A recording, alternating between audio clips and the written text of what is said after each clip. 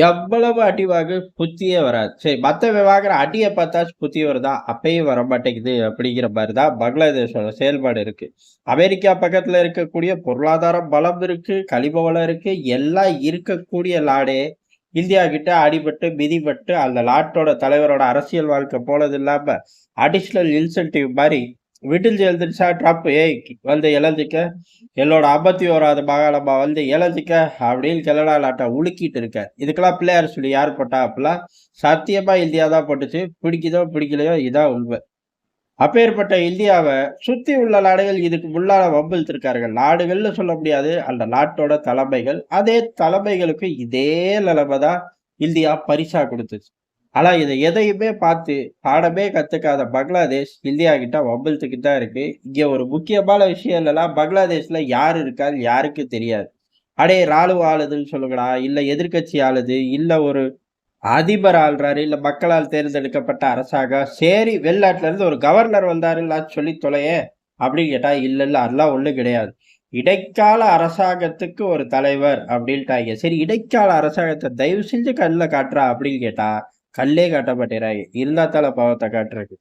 அப்புறம் எதுக்குடா இடைக்கால அரசாங்கம்னு ஒரு வார்த்தை? அதுக்கு ஒரு கண்காணிப்பாளர், தலைவர், ஒருங்கிணைப்பாளர். வீலா போல போஸ்ட்.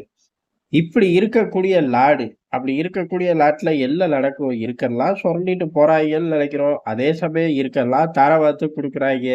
அல்ல அமெரிக்காவுக்கு ஒரு தீவு கிடைச்சா போதும். இந்தியா, பங்களாதேஷ உள்ள ஒரு துண்டா உடைச்சா போதுங்கிற நிலைமையில நம்மள கொண்டு வந்து நிறுத்திட்டாய்ங்க.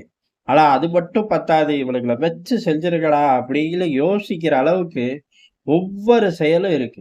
ஏன் அப்படின்னா, பொதுவாவே பங்களாதேஷ்ல உள்ள நீதிமன்றங்கள்ல ஒரு வழக்கம் இருக்கு. அங்கருந்து உயர் நீதிமன்றத்துக்கு போஸ்டிங் வாங்கிட்டு போறாய்ங்க அப்படின்னா, ட்ரெய்னிங் மாரி இந்தியாவுக்கு அனுப்பிச்சு விடுவாய்ங்க. இந்தியால வந்து பழகிட்டு போக்கூடிய ஒரு கட்டமைப்பு இருக்கு. நாள்தோறும் அது ஒரு பிராக்டிஸாவே இருக்கு. அப்படி ஒரு 50 நீதிபதிகள் இந்தியாவுக்கு வரணும். வந்து பயிற்சி எடுத்துட்டு போய் அங்க பதவி ஏற்கணும். இந்த கலாச்சாரத்த இப்ப முறியடிக்கிறார்கள். "போய் தொல, தயவு செஞ்சு வந்துராத" அப்படிங்கிற மாரி தான் நம்மளோட நெனப்பு இருக்கு. இருந்தாலும் இந்த வீலா போல இடைக்கால அரசாங்கத்தோட ஒருங்கிணைப்பாளரோ, தலைவரோ அமெரிக்கால இருந்து தூக்கி வீசப்பட்ட ஒரு நபர். வீலா போல யூனுஸ். அத ரத்து செய்றார். சரி பள்ளித்தோழ எங்களுக்கு ஒண்ணும் லாஸ்ட். இந்த 50 பேர் வந்து தான் இங்க தேளாறு, பாலாறு ஓடப்போதான் இவனுங்களுக்கு சொல்லிக் குடுத்து ஒண்ணும் கிடையாது. இப்படி பண்ணது மூலியமா இந்தியாவ டிபெண்ட் பண்ணி நாங்க இல்ல அப்படின்னு உள்ளூர்ல ஏதோ வாசிக்கிறாங்களாட்டுக்கு. வாசிச்சு தொல. அதே காலகட்டம். இதான் ரொம்ப முக்கியம். இதுவே இருக்கக்கூடிய சிஸ்டம உடைக்கிற. உடைச்சுட்டு எங்க அனுப்ப போற? சீனாவுக்கா? பாகிஸ்தானுக்கா? டேய் அங்க இருக்கிற சட்டங்களும் உங்களுக்கு சம்பந்தமே இல்லடா. சரி போய் தொல உன் இஷ்டம். ஆனா இத உடைக்கிற இதே காலகட்டத்துல அவர்கள் ராணுவத்தோட ஒரு படைப்பிரிவோட தளபதி பிரஷ்ஷ பார்த்து சொல்றாரு, இந்திய எல்லைகளுக்குள்ள நாங்க போயிட்டு வரோம். அதாவது போயிட்டோம், புடிச்சுட்டோம் அப்படிங்கிற மாரி கருத்தோட சொல்றாரு. எதுக்கு வந்த? எதுக்கு பிடிச்ச? முதல்ல இந்திய எல்லைகளுக்கு வந்து என்னத்த சாதிக்க முடியுங்கிறது ஒரு பெரும் கேள்வி. வந்து இந்திய எல்லைகள ஆக்கிரமிக்க போறீங்களா? முடியாது. வாய்ப்பே இல்ல. சரி இந்திய எல்லைகளுக்கு வந்துட்டு போறதுக்கு அது முதல்ல நிலப்பரப்பா? பெரும்பாலும் தள்ளி தான் ஓடுது. நடுத்தல்லில வந்து என்ன முங்கி சாக போறியா?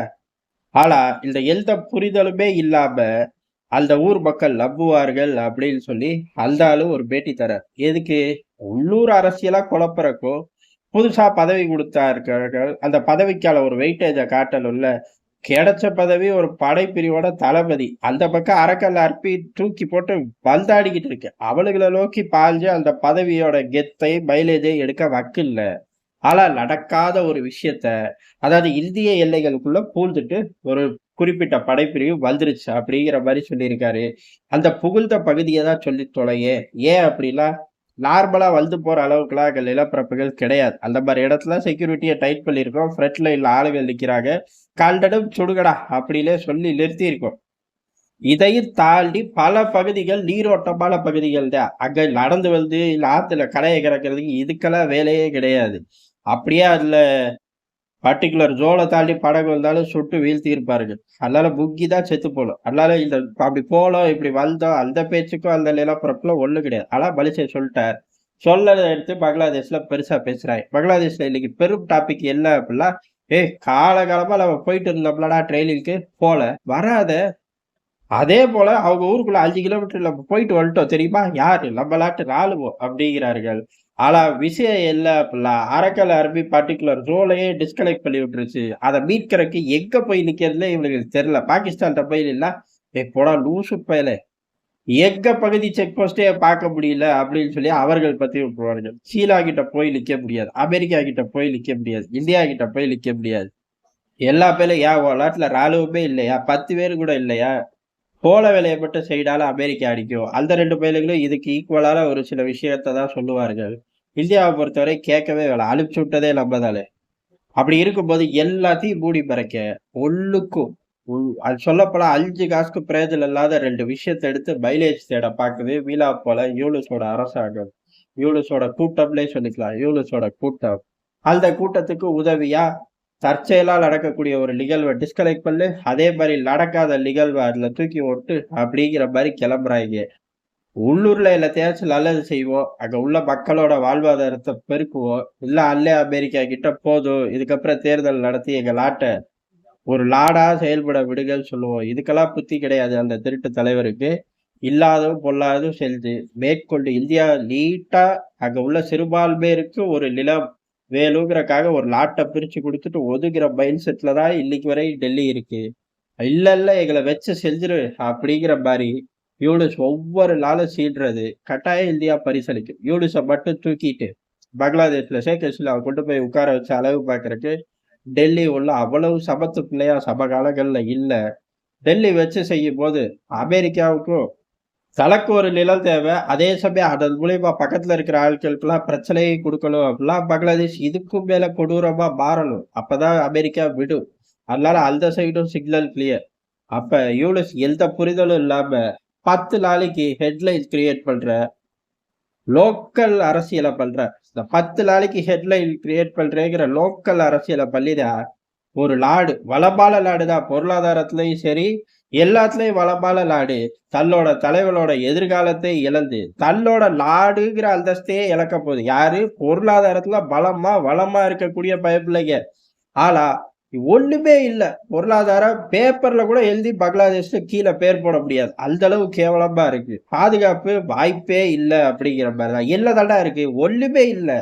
அதனால தான் பாரு அரசாங்கம்னே நாங்க சொல்லலையே. இடைக்கால நிர்வாக குழு, அந்த குழுவுக்கு ஒரு தலைவர்னு கூட சொல்லலையே. அந்த குழுவுக்கு ஒரு ஆலோசகர் மாரி தானே போட்டிருக்கோம். அப்ப ஒண்ணுமே இல்லாத நாடு வாய் பேசும்போது என்ன ஆகும்? எல்லாமே இருக்கிற நாடே இப்ப நாடு இல்ல. நீ மாகாணமா மாறுன்னு சொல்ற நிலைமை கொண்டு வந்து விட்டோம். அப்ப இந்த பயலுகளுக்கு ஒண்ணும் கிடையாதுங்கிறத மூச்சுக்கு 300 தாட்டி பதிவு பண்ற மாரி இந்தியா மட்டும் கிடையாது. நெறைய பேரு இறங்கி செய்வார். அப்ப அனுபவிக்கும்போது அவனுங்களுக்கு புரியும். ஆஹா! ஒரு கோட்டாக்கு ஆசைப்பட்டு இருக்கிற அரசாங்கத்த வீட்டுக்கு அனுப்புனது கூட தப்பில்ல. அதுக்கப்புறம் வந்த பயலுக செஞ்ச எல்லா கேலி கூத்துத்தனத்துக்கும் நம்ம ஆமாஞ்சாமி போட்டு இருந்தோமே, அதுக்கு இப்ப அனுபவிக்கிறோம் அப்படிங்கிறத நெனப்பார்கள்ங்கிறது தான் எதார்த்தமான உண்மை. நன்றி, வணக்கம்.